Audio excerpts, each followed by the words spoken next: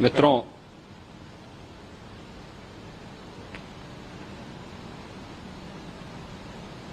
महाकुंभ प्रयागराज का आज मौनी अमावस्या का मुख्य स्नान है और कल सायंकाल 7 बजे से ही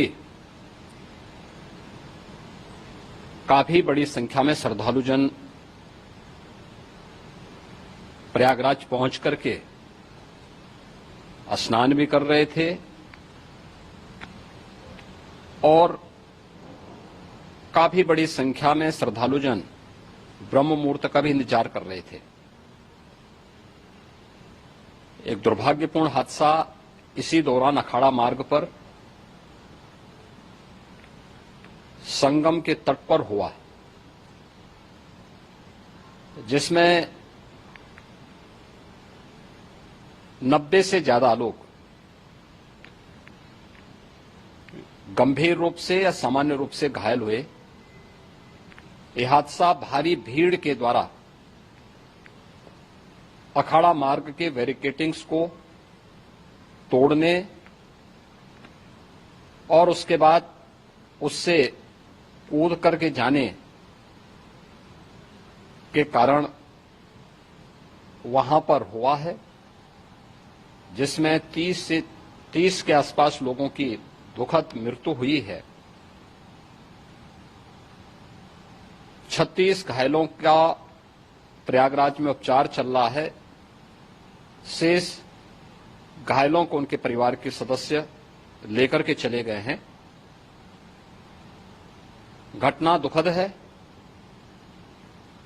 मर्माहत करने वाला है।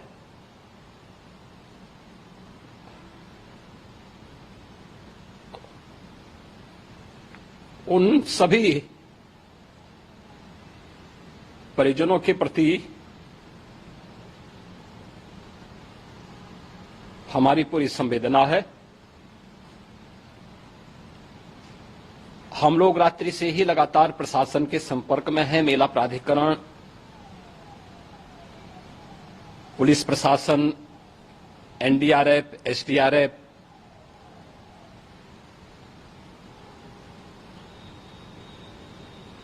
और भी अन्य जितने भी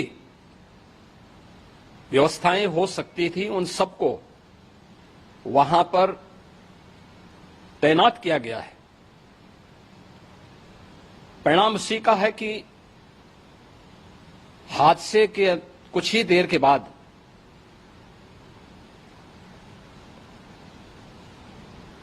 राहत कार्य को ग्रीन कॉरिडोर बना करके प्रशासन ने, पुलिस ने,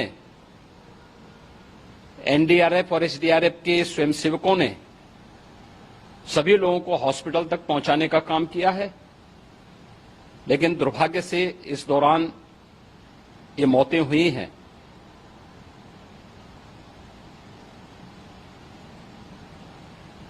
स्वाभाविक रूप से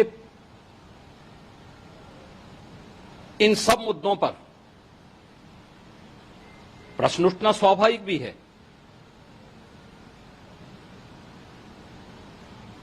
उपचार के बाद बहुत सारे लोग अपने परिवारजनों के साथ जा चुके हैं, उनके परिवार के लोग ले जा चुके हैं।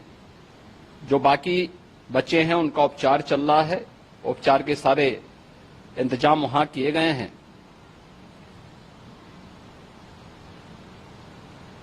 प्रेशर मौनी अमावस्या का ये मुख्य स्नान है महाकुंभ का, और बहुत ज्यादा प्रेशर प्रयागराज में होने के कारण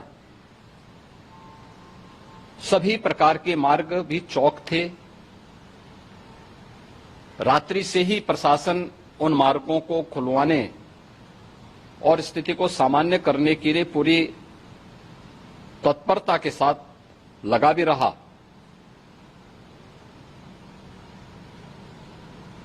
ये सभी घटनाओं के बाद, ये जो हादसा हुआ है, इस हादसा के बाद वहां पर अखाड़ों ने जो आज अमृत स्नान ब्रह्म मुहूर्त में 4 बजे से प्रारंभ होना था। मेला प्राधिकरण के अनुरोध पर उन्होंने स्थगित किया था। अपराह्न में अमृत स्नान प्रारंभ हुआ, जिसमें सभी अखाड़ों ने और अन्य जो सहयोगी संस्थाएं हैं उन लोगों ने इसमें भाग लिया। सभी पूज्य आचार्य महामंडलेश्वर भी इस अमृत स्नान में भागीदार बने। प्रयागराज में आज 8 करोड़ से अधिक लोगों का, श्रद्धालुओं का दबाव था।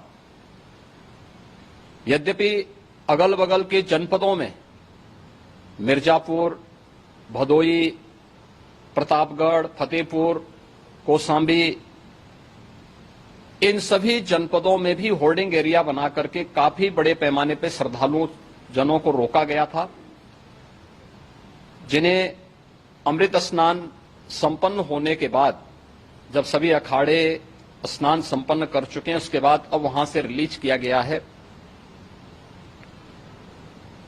इतना भारी दबाव ये पहली बार वहां पर देखने को मिला था, और जिसके बारे में हम लोगों ने पूरे इंतजाम करने के प्रयास भी किए गए थे।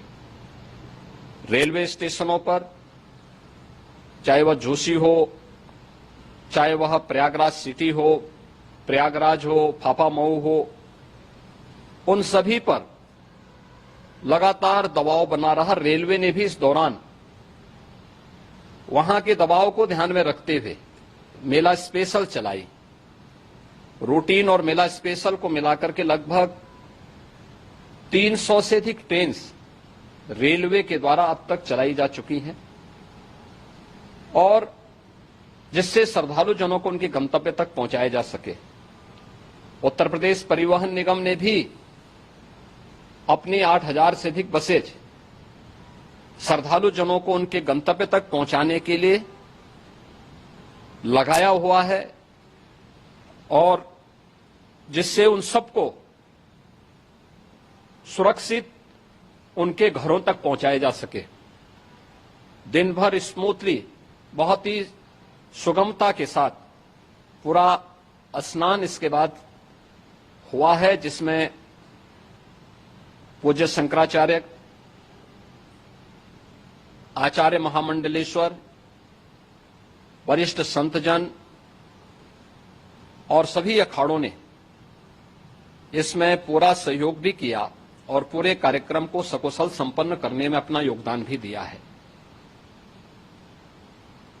ये सभी घटनाएं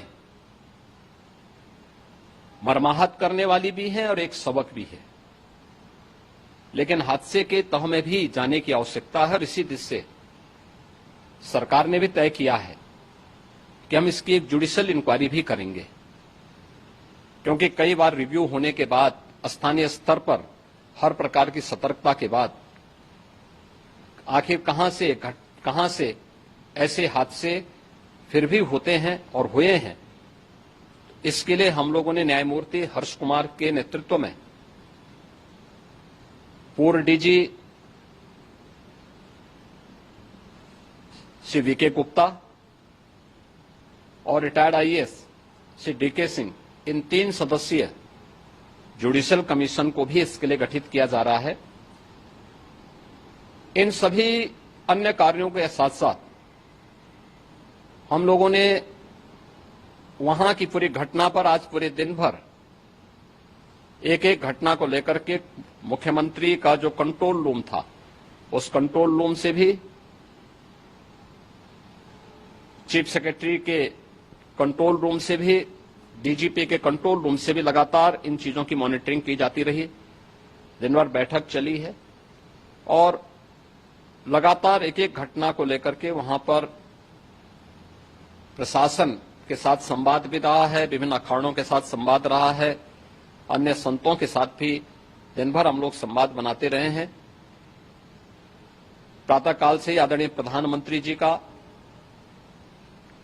माननीय गृह मंत्री जी का, माननीय राष्ट्रीय अध्यक्ष जी का, अन्य तमाम केंद्रीय मंत्रियों का, माननीय रेल मंत्री जी का, प्रदेश की माननीय राज्यपाल महोदया का भी समन्वय बराबर, आवश्यक दिशा निर्देश भी और मार्गदर्शन भी प्राप्त होता रहा। इसको लेकर के यहां पर सरकार ने उसे नीचे मजबूती के साथ उतारने का कार्य करने का प्रयास किया। घटना अत्यंत दुखद है। मृतकों के प्रति मेरी विनम्र श्रद्धांजलि है। जितने भी मृतक के परिजन हैं, उन सभी परिवारजनों के प्रति जिन्होंने अपने परिवार के सदस्यों को खोया है, मेरी संवेदनाएं हैं। विनम्र श्रद्धांजलि उनके प्रति संवेदना मेरी है। और इस पूरी घटना की हम लोग न्यायिक जांच करवा करके इसकी तह में भी जाएंगे। इसके अलावा पुलिस के स्तर पर भी अलग से हम लोग इसकी एक अलग से भी जांच करवाएंगे कि आखिर कहां पे ऐसे हादसे किन कारणों से हुए हैं, क्योंकि पहले से इस बारे में हम लोग हमारी रणनीति थी कि इतनी बड़ी संख्या में श्रद्धालु वहां पर आएंगे। मृतक के परिजनों के प्रति हम प्रदेश सरकार की तरफ से, जिन्होंने इस हादसे में अपने परिवार के सदस्यों को खोया है, वहां पर मेला प्राधिकरण के पास वो पूरी सूची है, उन लोगों ने उसको वहां पे जारी भी किया है। मैं उन सब के प्रति अपनी संवेदना भी व्यक्त करता हूं और परिवारजनों को हम प्रदेश सरकार की तरफ से 25-25 लाख रुपए की आर्थिक सहायता की घोषणा भी कर रहे हैं। और न्यायिक आयोग इस पूरे मामले को देख करके एक समय सीमा के अंदर राज्य सरकार को अपनी रिपोर्ट देगा और इसमें आने वाले समय में या आने वाले स्नान के लिए भी हम और कैसे व्यवस्था को और सुदृढ़ किया जा सकता है, इसके बारे में भी कल मुख्य सचिव और डीजीपी स्वयं एक बार प्रयागराज जाकर के उन सभी मुद्दों को देखेंगे। आवश्यकता पड़ती है तो फिर इसमें, यद्यपि आज प्रदेश सरकार के तमाम वरिष्ठ अधिकारियों को हम लोगों ने अलग अलग स्थानों पर वहां लगाया गया था और वे सभी पूरी तत्परता के साथ, प्रमुख सचिव नगर विकास वहीं थे, पीडब्ल्यूडी के प्रमुख सचिव भी वहीं पे थे, पावर कारपोरेशन के चेयरमैन भी वहीं पे मौजूद थे, जिन एक एक मुद्दों पर वहां पर वे लोग लगातार निगाह रखे हुए थे। लेकिन दुर्भाग्यपूर्ण घटना और ये मर्माहत करने वाली घटना है। मैं सभी उन पुण्य आत्माओं के प्रति अपनी विनम्र श्रद्धांजलि भी अर्पित करता हूं। यूट्यूब पर लाइव खबरें देखने के लिए AMK UP national 24x7 news channel को सब्सक्राइब करें और ज्यादा से ज्यादा शेयर करें। फिर मिलते हैं ऐसी अन्य बड़ी खबरों के साथ। देखते रहिए AMK UP national 24x7 news channel.